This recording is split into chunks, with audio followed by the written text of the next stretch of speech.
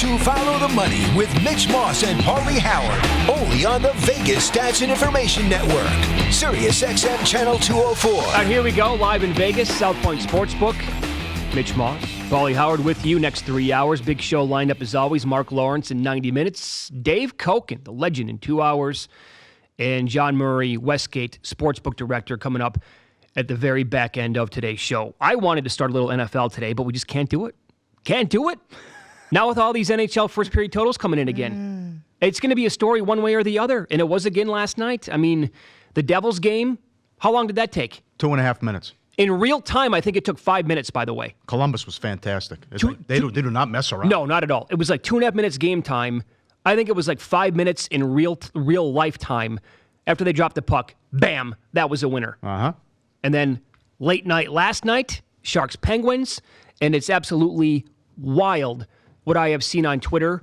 Thank you, by the way, for the reaction on numerous sports books across the country moving to 2, or else I saw as high as $2 or maybe even a little bit more in that game over 1.5, and it got there.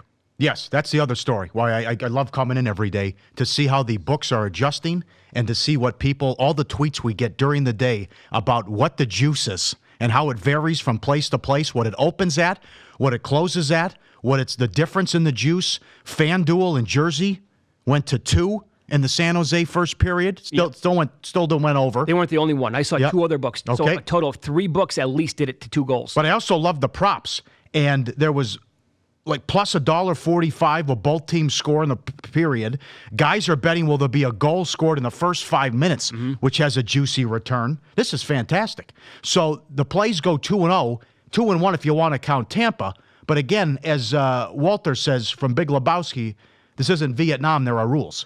And we said Tampa Bay was going against the Stars. Be careful. I'm not going to kill you for going against a team or betting on a team that's on a 20-1 run. But they're going against Dallas. As you pointed out, you didn't play it. I didn't play it because Dallas is the number 1 under team, and they are now 32-15 to the under in the first period. And as we've said many times, there's nothing wrong with betting an under. There's only a couple of teams really that fit the mold. Dallas is the number 1 team. So if you bet the under last night, again, you're going against the Lightning, who were basically the best team in hockey along with the Blackhawks at getting to the over. But if you bet the Stars last night, that was a nice, juicy plus return as well. Mm-hmm. Strange. Total contrast. Yeah. Yep, 2-0 final. But Penguins do it again. We got the Sharks in action tonight. More on that coming up. But that goes 2-0, and it was a fun night. I love those 4 o'clock starts, and it's just instant gratification. Give it to me right now. Whether it's the 10-minute bet, the 5-minute bet, the first period, it's like, all right, I'll see you. The whole thing, Paul, Columbus took 2.5 minutes. I got to be honest. The whole thing is like the most addictive thing that has happened to me in this little, area. Probably since like daily fantasy, because that was awesome. You can change the lineup and we can't do that in Nevada now. For those of you that don't know, but the daily fantasy in football and in basketball, it was so great because just of what it was, and you could win money just like that. But the hockey stuff is 20 minutes, like people have talked about. You're in, you're out. It takes like 40 minutes overall in real time, and it feels like crack. Yep, in so many different ways you can bet it. It's so addicting. And it's so awesome. It's so fast. Bam! Give it to me right now. Mm-hmm. The favorites last night went 8-1 straight up to in hockey. 8-1. It was what the Anaheim was. The Anaheim went under 2 again. So the updated odds here, and again, someone is doing the work for you. The great crew here at VSiN updated it. I know Joe Osborne put it out there as well. So you don't have to tweet and ask for the list every single day as I retweet what the actual list is with the top 5 teams. But updated now, and that vicious beat the other night where the Blackhawks combined for 13 goals against New Jersey, but it was 1-0 at the end of 1. So they're 38-10. Tampa's 37-10. Columbus does it again, 32-14. The Sharks 33-15. They're in action tonight. Last night was the perfect storm because they're going against the Penguins, who are also top 5. Fascinating that and that Ottawa is still up there, and they played a bunch of unders lately. They're an over team for the game, not for the period. Right. But they're still 28-18 first period over. And they go tonight. Uh-huh. And then at the back end, you see the Stars are 32-15 to the under, and the Ducks are now 29-18. Fantastic. Yep, and I can tell you right now that there are some discussion points happening in certain books about what to do overall with the total in the first period, and whether or not they should just go to 2 rock solid. Like books, a lot of books are talking about this right now. Do they make it 2, and then take the chance of getting a lot of the sharp money on the under and getting crushed that way? Yeah, if it's plus money, yeah. Or do they keep it 1.5 and keep juicing some of these teams to $1.80, $1.90, maybe $2 and beyond, which we have seen at certain books, and then hope to God there is a big time regression, and then the public's going to get just killed and give some of it back? I think they'll do the juice. Some people were tapping out. I saw some people were tapping out on the Penguin game last night. $2 too much. $2.10 too much. Can't do it. Look at the Maple Leafs. They are 21-24 to the over, but they were 230 at 5 dimes the other night. Just a couple nights ago. They're not even on the list, and they were 230, and they played a scoreless first period. We got a tweet from one viewer, and I saw the screen grab earlier today. His book actually took 2 dimes on the over last night. On the Penguins-Sharks game, it was minus $2, so he won a dime playing that game. And we've heard stories about people have been completely chopped off. They were able to bet to win a nickel before. Now they can only bet to win $50. And some of the books they're really getting shy about this now, and they might back off completely. Might not even offer the bets. Insanity. Absolute insanity. 22-3 run with the Blackhawks, 20-1 going into last night with Tampa Bay. This is wild. You got to love it, man. It's coming. And it's up every night there's somebody going at it. I'll give you one. How about one tonight? They don't make the list, but look at the run Calgary's been on. Here's the last 8 games Calgary's played. 7-1, 4-3, 5-3, 4-3, 6-4, 3-2, 5-3, 8-5. Well, and that would also be just a regular game over 6.5 or in play over as well. And I've noticed something as well, and I know Daniel Negreanu is big into this. I don't know if analytics have finally hit hockey or when that actually happened. They are pulling the goalie way early now. Way early. You're down a couple goals, a couple minutes left. That's it. Let's go. Pull the goalie. Put an extra attacker out there. And you saw it last night in that San Jose game where there were 2 goals late to put it over. And the empty net goal. There's an abundance of empty net goals. And it's just, you saw the Chicago game the other night. There were like 3 goals in the final 2 minutes of the Blackhawks game the other night. Yeah. There was a lot of goals last night in I think it was the Ranger game. Yeah, the Ranger game, there's a lot of goals late, too. So that Wild Flyers game the other night. Yeah, you can also get creative, by the way, by tying these games up together and putting them into parlays if you want. We talked to Brian Blessing last week, and he said that's what he likes to do. Yeah. He'll put together a parlay that pays 4 or 5 to 1 with some of these games because we are getting so many goals now in the first period and overall in goals. And, last night, if you tied together a couple of them, the big one, stayed away from the Tampa game, which we did. A 2-teamer would have paid off last night, and it did. That's one of the ways that I bet it last night for a little bit. And I would say, Ottawa, what you're talking about, Colorado can be pretty good to the first period over as well. And then I guess you got to go right back at it with San Jose tonight against Arizona. Yeah. It's a back-to-back for that team. That fits. Yeah. Back-to-back, don't care. Coyotes 26-19 to the over. Pretty good. And then the run that the Sharks had a little bit of a losing streak, and now they got back on track. Certainly going against the Penguins helps. I'm seeing Calgary right now at 1 spot. It's 1.5 overs minus $1.50 already this morning. Yeah? Okay. So that's going to go to, who knows where that's. Other shops are going to probably show 170. This book will probably go to 165 soon, whatever. They've been exploding in the second period as well. Yeah. They just, that happened the other night too. I think they were shut down and then erupted in the second and third period too. But the Calgary thing's just been, wow, look at the scores. In their 7 of their last 8 games. Last night, good night in the association. A historic night in the association. Favorites went 4-1 and 1 ATS. That's not a big deal. But the average margin of victory was 28 points per game.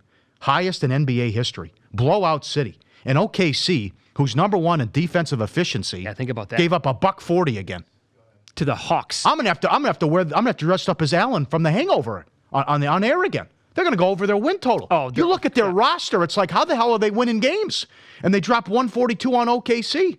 And they've been I think they were 6-20 at one point. So they're 8-10 in their last 18 games. Yeah, they were supposed to be tanking because they can get 2 picks. I don't know what they're doing, but they're playing great ball. They've been feisty, hanging in there. Even they went to Toronto and almost won. They had the lead late, too, and now they punked the Thunder at home. 4-1 in the money line last night. And again, the Thunder, you said it, number 1 defense, and they allowed $142 to that unit. The entire game, it was clearly the entire game, just up and down the court, did whatever they wanted. Yep, that was embarrassing. And then the T-Wolves performance. That might have been one of the most pathetic performances of the entire year. Trash on the road, Embiid and Butler laughing at them. 149 points. Look at the scores last night with some of these teams. 149 to 107. They had I was watching the game. I think they had 55 points early in the second quarter. Yeah, they were on pace. They were on pace at one point, I think, for 100 at halftime. They actually had more points than the Warriors did last night. More on that coming up in a second. But that was just a spineless effort by the Wolves and those young players to go and get Jimmy Butler on the road after what he did to you, calling you out, dominated you in practice. Gutless performance last night by the Timberwolves. Mm-hmm. That was pathetic. Yep. Pacers scored 131. The Bucks scored 124. That was a good revenge spot. Remember, they went to Miami and played, one of the worst games of the year.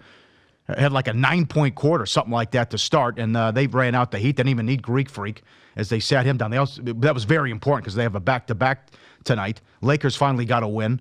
They're tied with Utah for the 8th seed. Then your big boy. This was the best performance, first quarter performance I've seen in my lifetime. No hyperbole, I swear to God. And, the stats back it up. Most points scored in NBA history. The Warriors scored 51 points in the first quarter. The ball movement, the beautiful passing, the spacing, 10 of 14 from 3. It was 51 to 38 at the end of the first quarter, and there it was. That was a show me game. Revenge? Oh, okay. Battle for the 1 seed? We'll show you. 142 to 111, all over the Nuggets. Green did a great job defending the Joker, and it was just bombs away. And they did whatever they wanted. I thought that 90-95 was in play in the first half for the Warriors. But Curry shooting from the parking lot with heat check after heat check. And there it is. As I tweeted last night, but I'm repeating myself, but again, it was worth a tweet last night. $1.80 at William Hill to repeat, and as low as $2.70 to win the West. Yep. They get another All-Star back Friday. Time to hop on that immediately. On Friday, they will start 5 All-Stars with Cousins coming now. When they want to show up, nobody can challenge his team. And I thought the same exact thing last night. Not only, Paul, was at the best first quarter, that was the best stretch of basketball I've ever seen in my entire life from any team. Just exactly what they did. And by the way, did you watch the Warriors broadcast? Because they were right. They said the Nuggets actually played well. They did? The Nuggets shot offensively. They shot 60%. They had 38 points, and they had no chance. And I thought to myself watching that game, you could put together an all-time all-star team, and the Warriors would have won that game last night. That's how good they were. They shot 76% in the first quarter. They were 19 at 25, including 10 threes. And this is why it doesn't matter. The Nuggets are pretty good defensively. It doesn't matter what they tried last night. The Warriors had an answer. They were unguardable, and it wasn't just the threes. It was everything else. But think about it. What do you do here? How do you possibly defend this? This is the end of the first quarter last night. Durant was 17. He was 3 of 3 from downtown. Clay had 13. He was 3 of 4 from downtown. Curry had 12, all 12 points on three-pointers. They combined for all 10 threes. There's nothing you can do. Nope. Numerous people tweeted it. They're right. Send the box score to the Hall of Fame. That's good. That's what it was. I mean, some people tweet, it's like, Jesus, you score 38 points at home in the first quarter, you get your butts kicked. No offense to you, because I know that you had the Warriors -1, 1.5, whatever it was, in pocket yesterday. You talked about it at the end of the show. It's early. It never kicked into me. So our buddy Chad Andrus reached out to us last night and said this is going to be a show-me game for the Warriors and explained exactly why he thought the Warriors were going to kill him. He put me on the game. What were the reasons? I know it was a revenge spot. As I said, that's why I liked them. It is going to be, okay, so you're 18-3 at home. Okay. You're the number 1 seed overall right now. Yeah. That's fun. Watch what we're going to do tonight. Yeah. So I found a couple of small bets just to have some action last night, but I found some alternate point spread last night on the Warriors. There you go. I got to get into that. Those are fun. I got to get into that because that would have been the game to bet. Anything last night. Well, the 76ers, too. I couldn't find Jimmy Butler props last night. He was off the board. But anything that you did with Philly, it came in. That was wild. Pretty fun night in sports with all those performances. And no apology necessary yet, Pauly. I don't want an apology until this team makes the Final Four. Then I'm confident I'll get one from you. They're fun. Not if, but when. Yeah, they're fun. 13-3 ATS now. Virginia eviscerates Vatech. Blows them out again. Top 10 team. My God. And it goes over. They killed them. It was never a game. 81-59. Little Virginia Tech money, too. Yeah. Well, it was a big number. Oh, man. And now they go to Duke on Saturday. So, congratulations. I've seen this movie before. They ran right through the ACC last year. But it's fun to watch how they're killing everybody. And Charlie M. put some props up on Virginia as well. Some other college basketball teams we'll get to later. And Ole Miss goes down. So that, 14-1 ATS, they get beat at home by LSU. Yep. Did not play well. It was tied at the half. LSU gets them in the second half. So that was tough. That was weird. That was a close game all of a sudden. And I'll tell you, these teams got to be careful, these mid-majors. Nevada keeps screwing around. They went to Boise, and they needed a 3 with 3 seconds left to win.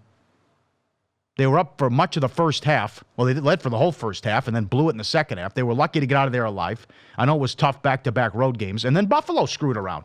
Buffalo was laying like 15. Yeah. That was a 1-point game late. Western Michigan's awful. Well, I'll tell you what, with Nevada, they better be careful here because the Mountain West Conference is terrible. You're going to piss away a good seed. That's exactly right. Lenardi, last check, had him a 3. And if they have some bad losses in league play, that's only going to drop them to, 5, maybe a 6. You can't do that with this team. Everybody's back. Well, Buffalo, too. Lenardi's got him a 6. You got to, that Syracuse win looks great now on the road because even though Duke had guys out, they won at Duke. But that's, Another you lose team, a couple MAC games, it's going to hurt your seed. Scott Cup chimes in, says he's loving the no respect for the Tennessee Volunteers. Oh, yeah, no one talks about them. Holy Another balls. blowout win. They scored more than 100 points last night, killed Arkansas, and they're just sitting there. They've been top 5 essentially the entire year. Should have beat Kansas when they were fully healthy, I believe. That went to overtime. Grant Williams fouled out. When it went to OT, Kansas got them. They beat Gonzaga on a neutral. They are phenomenal. They're on pace to be a 1 seed, and they're part of the field in that bet they have here at the South Point. Yep. I'll do it now. Charlie sent these over. 13-1 to win it all. $4.25 to make the Final Four. $1.70 to get a 1 seed. Virginia, 12-1 to win it all. Plus $3.50 to make the Final Four. Ooh. Minus $2 to get a 1 seed. Minus $2 now. That's what Charlie sent over. Ask and you shall receive. Great job, Charlie. God, he's the best. Put ACC going to get 2 1 seeds? Well, they treat Duke. Of course. Although Duke better start winning some games. Duke should have 2 losses in conference already. Yeah. Should have lost to Florida State as well. I get it with the injuries and the sickness, but it's Follow the Money on Sirius XM 204 and fuboTV. Up next, we will get into Win Some, Lose Some. In today's edition, I guess, of This Might Change Your Mind on the AFC title game. It was utter domination the first time they met. More of Follow the Money with Mitch Moss and Pauly Howard is on the way.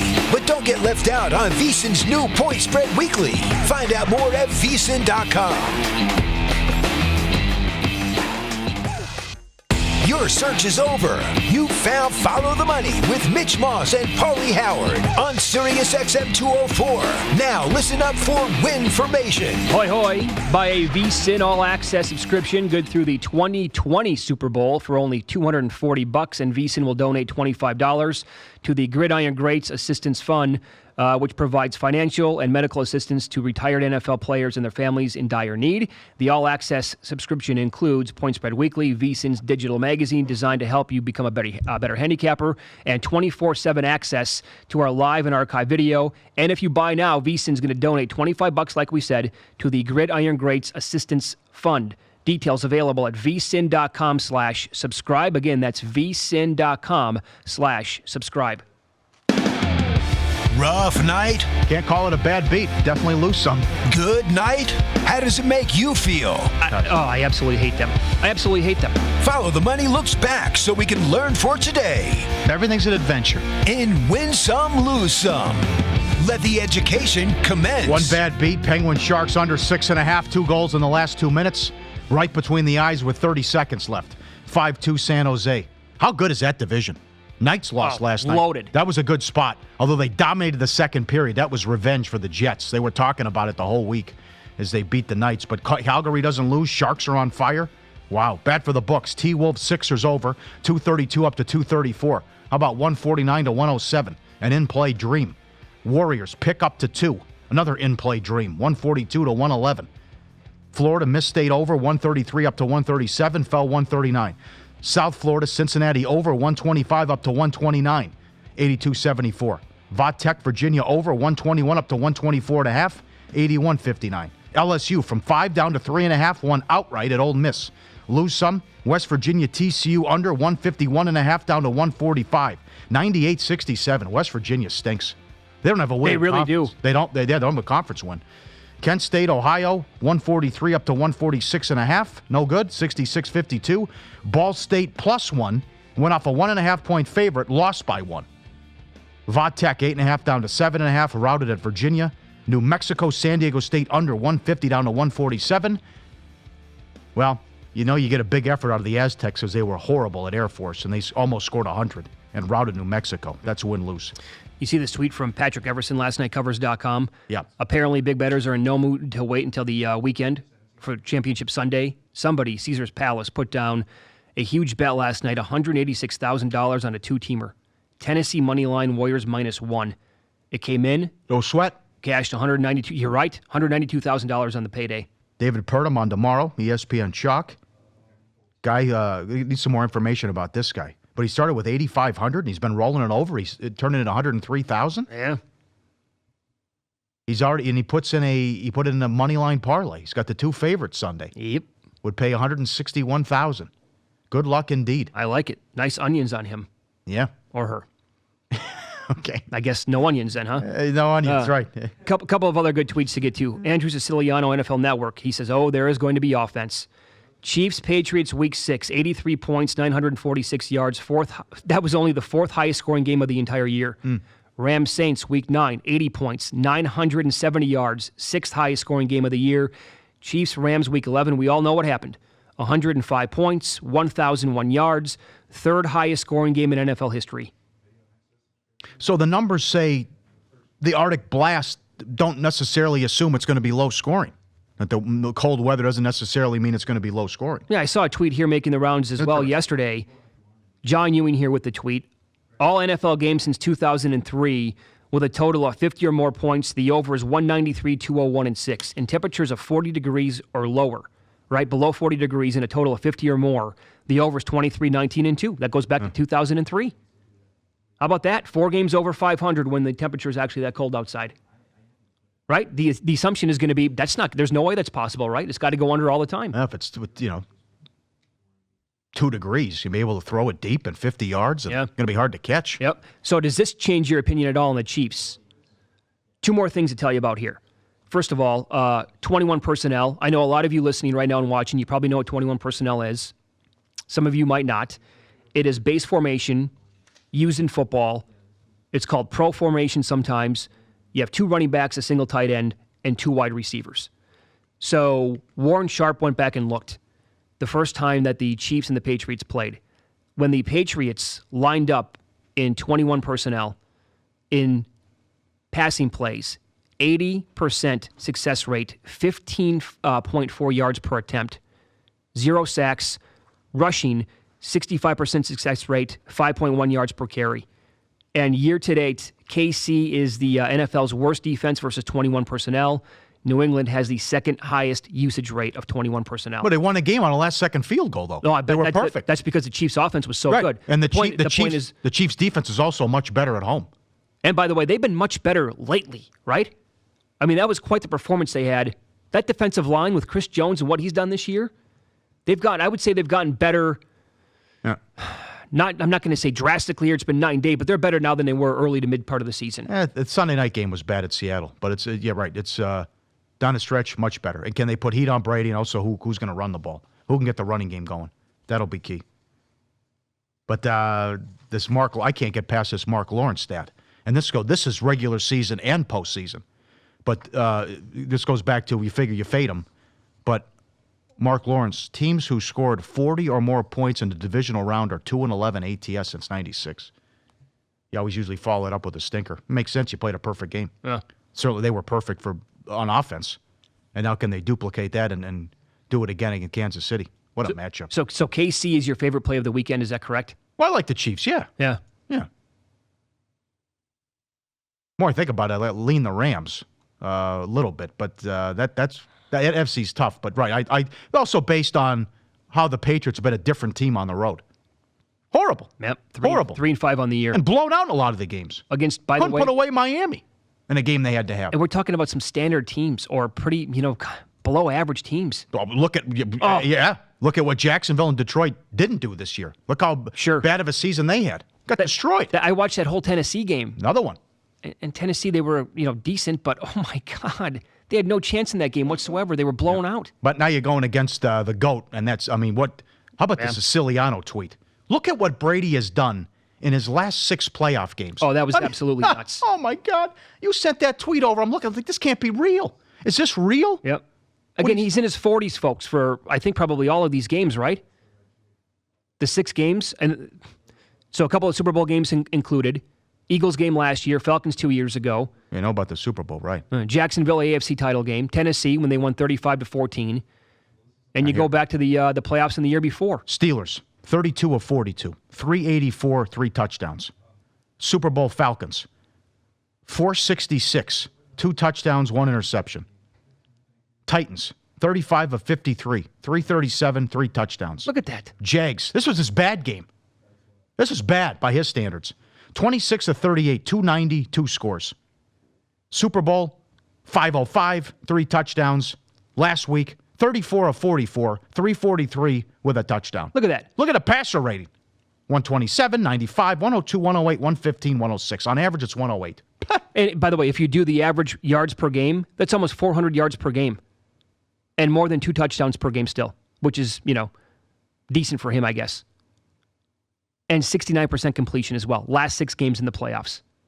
Wow. That's why I didn't want to bet against him last week. I thought people were nuts lining up to bet the Chargers last week. Like, you know what you're going against here? And that's why I just, man, these numbers this weekend are so rock solid, in my opinion, that I think I can only look at doing a teaser. It's it, in my opinion. I'm with Nick from William Hill. It's too bad that we're going to have to get the Arctic blast. I'd love to see 43-40 again, and not a lot of punts. Also, what does it mean with special teams?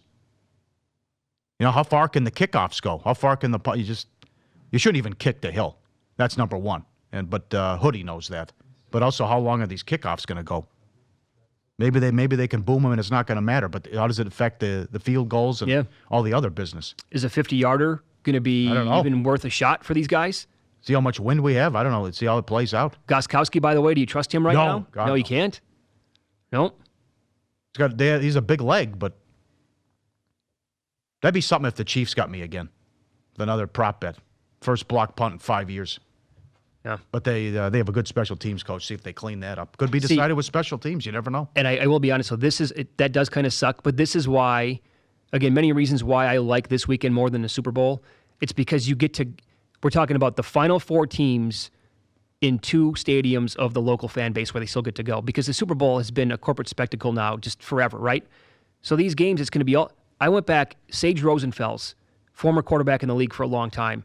He wrote a story for SI, and he sent out a tweet last night to go back over it, and he relived the 2010 game, Vikings playing at the Saints, when Favre was there, and that year that he had. Oh, what an I'm no Vikings fan, but just to go down and read that again, NFC Championship game, and how big of just a kick to the stomach that was to lose like that. And it was Complete domination. That was Paul Allen's tirade. What are we doing? This isn't Detroit. This is the Super Bowl. And he explained, by the way, why they had 12 guys in the huddle. Utter confusion on the sidelines. Some guys thought they called for a formation with a fullback when it was never called that way. So that's why they had 12 guys in the huddle. But that stadium, Favre had to yell. That's why I love this weekend. It's so awesome. Favre had to yell top of his lungs every time he was calling out a play. And they absolutely were convinced that, that Saints team, more than dirty in that game. Oh, the Bounty Gate. Oh, of course, yeah. Yeah, knock him out. Mm-hmm. Knock him out. They were gunning for him. They absolutely were. And he was limping back to the sidelines. He could barely get up. He had to go back out there. And when Favre threw the INT to Tracy Porter, after that, it was going to be, they were at the 33-yard line for Longwell to kick a field goal. After that flag, it backed him up to the 38 out of his range. He throws the INT. He came back, and he knew the season was over with. He was absolutely gutted. But you get this kind of stuff, man. It's awesome. Can we throw up this tweet, by the way, from @NFL_memes? Did you see this with Andy Reid? I saw it early in the week. He comes out with his press conference. He's got shorts on. It's like, Andy, what are you doing? I love the big fella. When you realize you're only two wins away from a fast food buffet at the White House. Sure, yeah, McDonald's, whatever you want. Yeah, filet of fish, all you can fries. Eat. Yep. Little Burger King was there, I think. Maybe a little Wendy's as well. I saw like the Andy Reid impersonator in the stands. Got the whole thing, got the menu. He's got the headsets on. He looks exactly like the guy. Yep. Mm-hmm. Big Andy. Be something. That's another angle. You trust Andy Reid against Belichick. Of course. Can Andy do it? It's a huge angle in this game. You can't deny it. Yeah. One more here, as long as we're on the subject of food quickly. Joel Embiid from Bleacher Report. This is great. I feel like we need to have more side bets if we're allowed to do this on the show. Is this just for him? Yeah. No. Yes, it is. He makes rookies pick up what is called a mega Chick-fil-A order of 4 spicy chickens, 4 fries, and 4 shakes before every flight. It's got to be only for him. He's huge. What is he, 7 foot, 270 probably? Yeah, 4 shakes?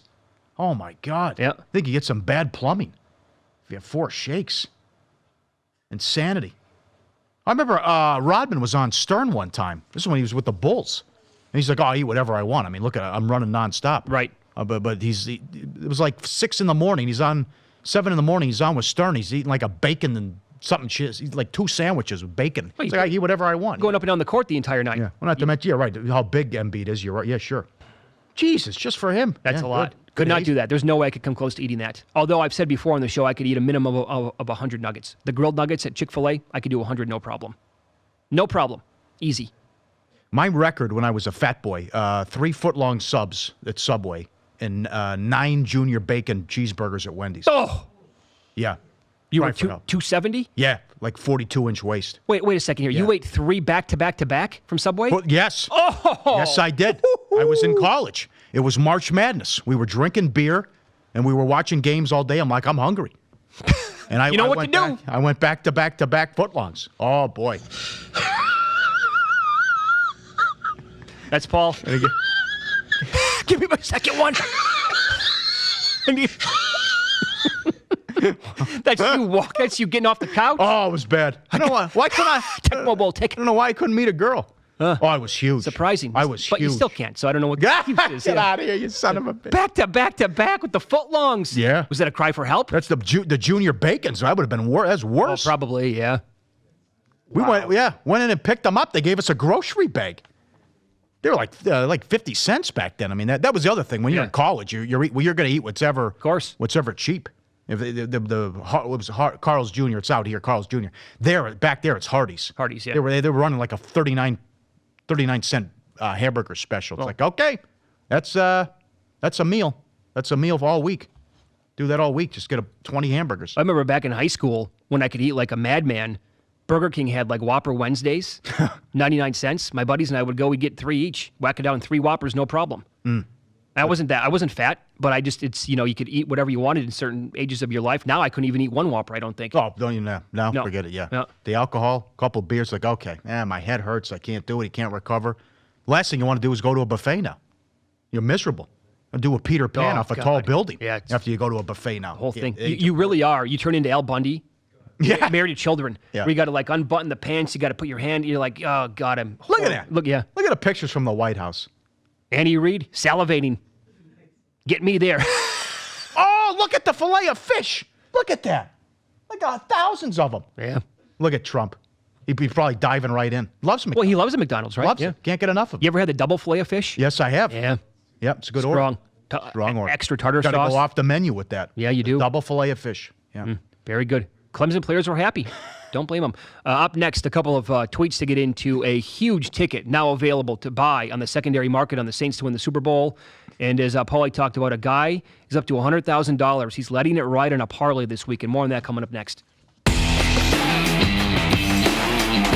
More of Follow the Money with Mitch Moss and Pauly Howard is on the way. But don't get left out on VSiN's new Point Spread Weekly. Find out more at VSiN.com.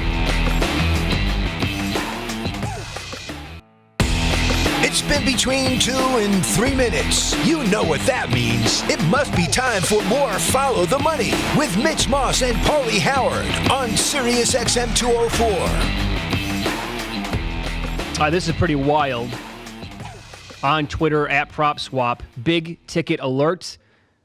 This monster $168,000 Saints Super Bowl ticket just hit the marketplace for $64,600. Odds of plus 160. Any takers? So it was 20-1, and the person put down $8,000. You're right here at the South Point, by the way. Yeah. On the Saints to win the whole thing. Nice. He's listed it for. We want 64 grand for it. 64 dimes. Mm-hmm. Interesting. So that pays off plus 160. Is that too low? Does he need to Go out there and put maybe 2-1 back on it instead? I don't know. That's a tough one. 2 weeks ago, I'd say, give me the Saints all day. They are not losing at home. Mm-hmm. I don't want to overreact. I didn't like what I saw last week.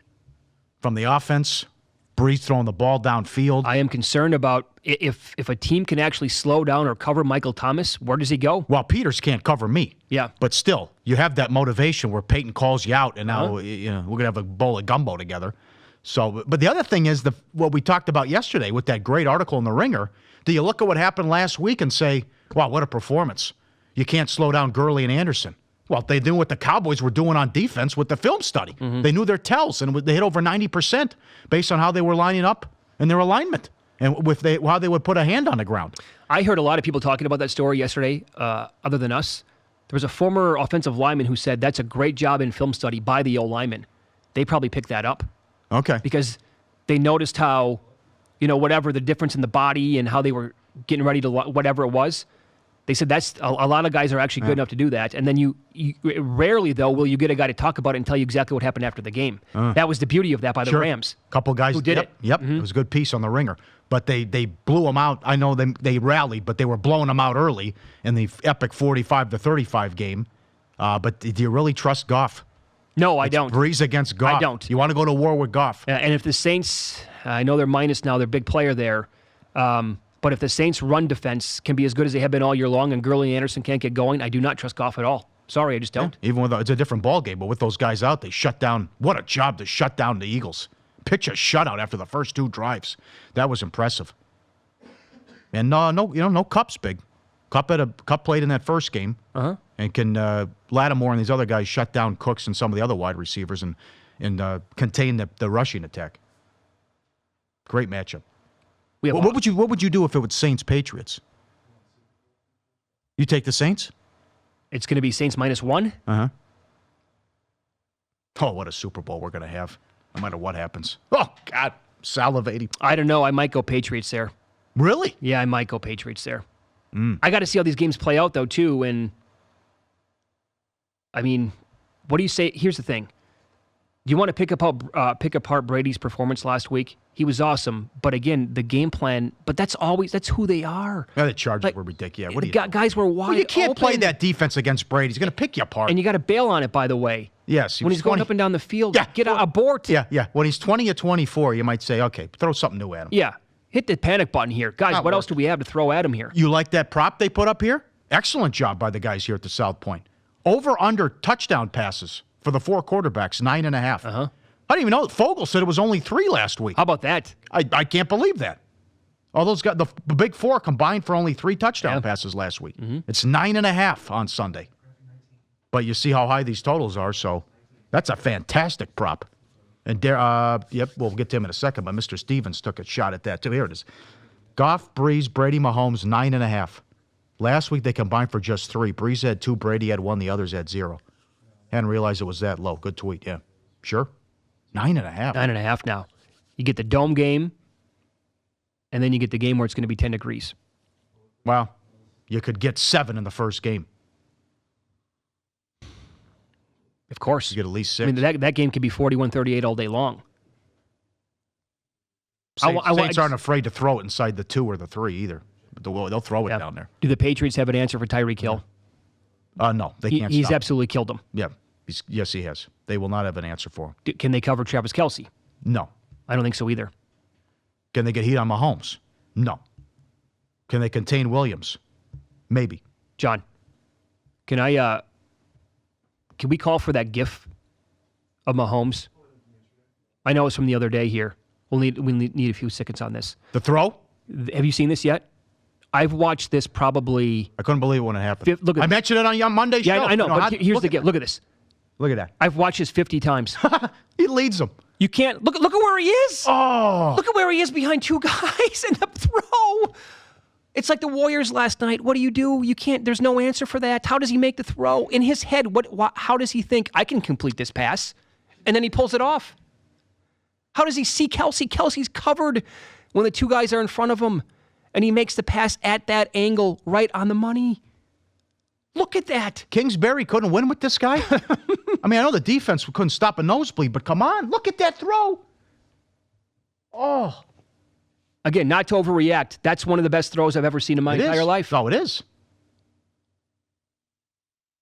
So, good luck, Patriots. Perfect game. They had to play a perfect game at home and won by 3. Yeah. All right, let's follow the money on Sirius XM 204, fuboTV. We're on Twitter at VSIN Live, at Mitch Moss Radio, at Pauly Howard. Up next, the Derek Stevens appearance on My Guys yesterday made SportsCenter last night. It was awesome. That's coming up next. And we're back with more Follow the Money on Sirius XM 204. Mitch Moss and Pauly Howard have the mics for the information you need to win. So I was watching The Godfather and My Guys in the Desert yesterday. Derek Stevens was going to make an appearance from the D and the soon-to-be Circa, which looks just phenomenal in downtown Las Vegas, that new casino that he's building. And I knew that he was going to make a big bet. I didn't know how much it was going to be for, though, at the time, on the 4 teams here in college basketball, which is Duke, Michigan, Gonzaga, and Kansas versus the field. And we know what Derek did last year, right? He had a bet on Michigan that would have paid out $1 million if they won the tournament. He bet them at the Golden Nugget downtown Las Vegas way before the tournament started, and they made the title game. That was great. That was such a phenomenal run by him. So he came on. This made SportsCenter last night, and this is what it looked and sounded like here on VSiN. So Jimmy, what do we got? We got 100,000 on your 4-team derivative here, and the number is what? Plus 105. What? You want plus 105? Plus 105. No. It's even money. Do you want plus 105? Oh, I would. Do you want plus 105? I would, yeah. You got it. There you go. Whoa, there we go. Oh, negotiating a line live. Right. We were looking. Whoa. You can't get this anywhere else. I know about that. If I may borrow a phrase, we are booking live. Jesus. Nice job by Vinny, too. Good line. Jimmy giving away the house. You want $1.05, huh? And then he said, yeah, I know you, Derek. You're good for Las Vegas. You'll give it back to the kids. And Derek's like, yeah, sure, you got it. He'll give it back to the kids, yeah. Oh, God. But live yesterday on the show, 100,000 on the 4 teams versus the field. He likes that Michigan squad again. And like I said, if you like Duke, why bet Duke at plus 175 when you get Duke and 3 other teams for even money, basically? Good action. Good action. He didn't stop there. He bet that prop, too. Yeah. Good action. All right, tonight, here we go. Back at it. One team that fits. Again, we'll tweet it out later in the show, but the over-under first period stat list. The Sharks, with the over last night, are 33-15, almost 70% on the season. That was also coming off a 3-game losing streak. They take on Arizona tonight. No line yet. Nothing. No line. Ottawa at William Hill, the over's already 170. Well, I'm seeing $1.80 at another spot. All right. And by the way, we love all your tweets here because we don't have access to a lot of books that you might have access to. So screen grab and shoot them to us, please. At Mitch Moss Radio, at Pauly Howard with these hockey first period totals. And Ottawa has been a under first period team lately, although they're 28-18 on the season. But they've had a poor run. They're an over team for the game as opposed to the first period. But they've also played, I think they played 3 straight unders for the game. Ottawa. But don't forget Colorado. They are also 6 games over. Calgary is 160. And as I mentioned earlier, the last 8 games, here's the Calgary scores. This is wild. 7-1, 4-3, 5-3, 4-3, 6-4, 3-2, 5-3, 8-5. Machine. And they are on fire. And they come out and they score. And that could be, maybe... it was a loser the other night, but maybe a first 10 minute. There'd be a goal in the first 10 minutes. You could do that. I love that. I can't get that here, but that first 5, a goal in the first 5 minutes. Yep. And that's the best part about this stuff. All the tweets and the stuff the viewers send in and all the different props they have and what you can parlay offshore. And some guy had 2 goals. I think some guy bet yesterday 2 goals in the first 5 minutes. That cashed in one of the games. Well, that must have been a major plus price. Oh, yeah, 2 goals in the first 10. I mean, all that stuff, these guys, they were... You can bet... some of the tweet. And then FanDuel in Jersey went to 2 on the San Jose game. Yeah. Under plus money, but 2-1 and a 1. I saw 3 books that went to 2. Okay. Last night. And you can also find, will both teams score a goal in the first period? And that's like plus 145 sometimes, plus interesting. 150. And again, don't know what the limits are going to be where you bet. One guy sent me a screen grab. He won a dime last night betting the Penguins game over. So his book actually took $2,000 on it, and he won that back. Other books will only let you win 50, maybe a couple of hundred, whatever it is. So what is the play then tonight? Who are you? Do you know? At Sharks this point? over. Sharks over. Definitely. Yep. Nothing up at William Hill yet. But Sharks over. Arizona's been pretty good too. They are 26-19 to the over. So definitely that fits. Do you find yourself betting the games that you like the most all individually, or do you also throw them on a parlay? Do you do it all? I tried the parlay the first night. I think it went 3-1, but I haven't been doing that. I've just been doing the straight bets and mixing in the first goal in the first 10 minutes. I've been splitting some of those. I'm still trying to figure out what the best.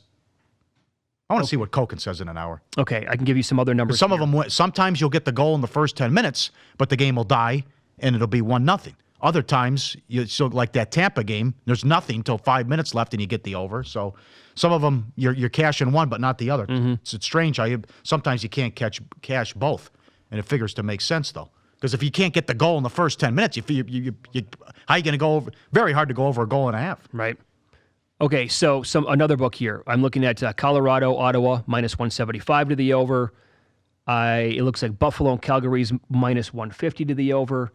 Edmonton, Vancouver, $1.25, and the Bruins and Flyers, but that's $1.20 over, $1.10 to the under. Yeah, maybe for the game in Ottawa. Look at that. Yeah. Over $1.35 here for the over 6.5.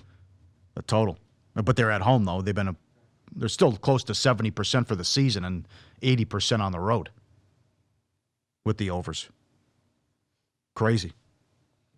Wonder how long it's going to be before universally we find 2 goals as the standard. I don't think they'll do that. Yeah. Just high juice. Just keep going. It worked last night. It scared a lot of people off last night. Right. They got over $2 in the San Jose game. Up next, we will get into the marquee basketball games of the night. A great one in the NBA as the Raptors and Celtics go at it. Coming up next. More of Follow the Money with Mitch Moss and Pauly Howard is on the way. But don't get left out on VSiN's new Point Spread Weekly. Find out more at VSiN.com.